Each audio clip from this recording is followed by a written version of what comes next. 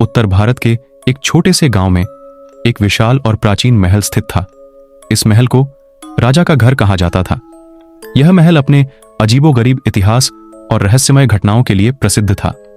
गांव के लोग इस महल के पास जाने से डरते थे, खासकर रात के समय। कहते थे कि इस महल में आत्माएं बसती हैं और रात को उनके रोने की आवाजें आती हैं। राजा विक्रम सिंह, जो इस महल के अंतिम राजा थे, की मृत्यु के बाद से ही यह महल वीरान हो गया था। राजा विक्रम सिंह अपने समय के शक्तिशाली और निर्भीक शासक थे, लेकिन उनकी मृत्यु बहुत रहस्यमय थी। कोई नहीं जानता था कि उनके साथ क्या हुआ था। लोग कहते थे कि उनकी आत्मा आज भी इस महल में भटकती है। समय बीतता गया और एक दिन एक युवा अन्वेषक अजय उस गांव में आया। अजय को पुरानी और रहस्यमयी जगहों का पता लगाने का शौक था। उसने गांव के लोगों से राजा के महल के बारे में सुना और वहां जाने का निर्णय लिया। गांव के लोग उसे बार बार चेतावनी देते रहे, लेकिन अजय ने किसी की नहीं सुनी। अजय ने महल के पास जाकर उसके विशाल द्वार को देखा। द्वार की लकड़ी समय के साथ सड़ चुकी थी, लेकिन उसकी नक्काशी अभी भी बहुत सुंदर थी। अजय ने द्वार को धक्का दिया और वह धीमी आवाज के साथ खुल गया। महल के अंदर का दृश्य बहुत ही भयावह था। दीवारों पर जाले लगे थे और फर्श पर धूल की मोटी परत थी। महल के अंदर घुसते ही अजय को अजीब सी ठंडक महसूस हुई। उसने अपना टॉर्च जलाया और चारों ओर देखने लगा। महल के हर कोने में उसे अजीब अजीब सी आवाजें सुनाई दे रही थीं। अचानक उसे एक कोने में एक छाया दिखाई दी। वह छाया धीरे धीरे उसकी ओर बढ़ने लगी। अजय ने अपनी टॉर्च उस छाया पर डाली, लेकिन वह तुरंत गायब हो गई।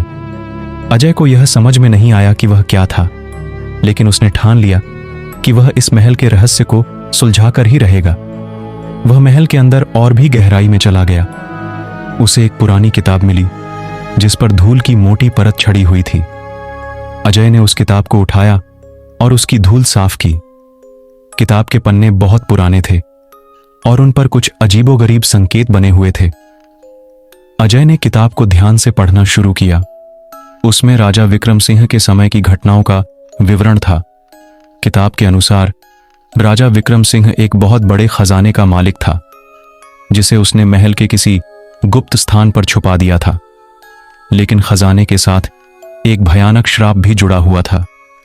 जो भी उस खजाने को पाने की कोशिश करता, उसे भयंकर यातनाओं का सामना करना पड़ता। अजय को लगा कि यह सब सिर्फ एक कहानी है, लेकिन फिर भी उसने उस किताब को अपने पास रख लिया। उसने महल के अंदर और खोजबीन करने का निर्णय लिया।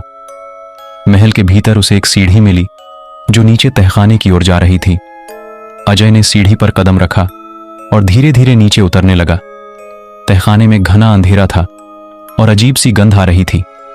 उसने अपने टॉर्च की रोशनी में चारों ओर देखा और उसे एक पुराना लोहे का दरवाजा दिखाई दिया। दरवाजा बहुत भारी था, लेकिन अजय ने पूरी ताकत लगाकर उसे खोल दिया।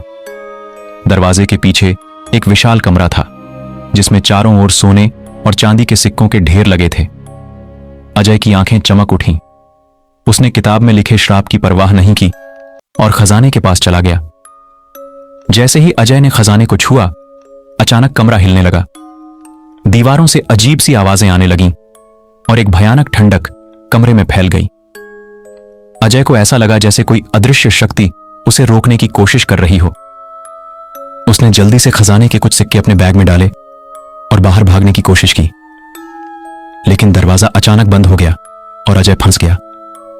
उसने दरवाजे को खोलने की कोशिश की, लेकिन वह हिला तक नहीं। तभी उसे एहसास हुआ कि वह श्राप सचमुच मौजूद है। अजय ने घबराहट में चारों ओर देखा और उसे दीवार पर एक अजीब सी आकृति दिखाई दी। वह आकृति धीरे धीरे जीवित होने लगी और उसकी आंखें लाल हो गईं। अजय ने महसूस किया कि वह आत्मा राजा विक्रम सिंह की है। आत्मा ने अपनी भयानक आवाज में कहा, तुमने मेरे श्रापित खजाने को छुआ है, अब तुम्हें इसकी सजा भुगतनी होगी। अजय ने आत्मा से माफी मांगने की कोशिश की, लेकिन आत्मा ने उसे माफ नहीं किया। अचानक कमरे में और भी आत्माएं आ गईं। वे सभी आत्माएं भूतियां लग रही थीं और अजय की ओर बढ़ने लगीं। अजय ने भागने की कोशिश की, लेकिन वह कहीं नहीं जा सका।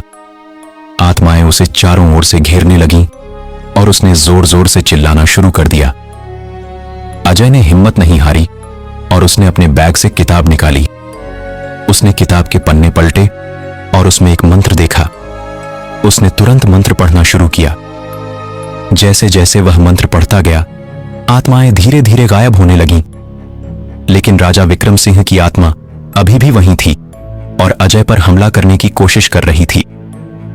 अजय ने अपनी पूरी ताकत लगाकर मंत्र पढ़ा और अंत में राजा विक्रम सिंह की आत्मा भी गायब हो गई।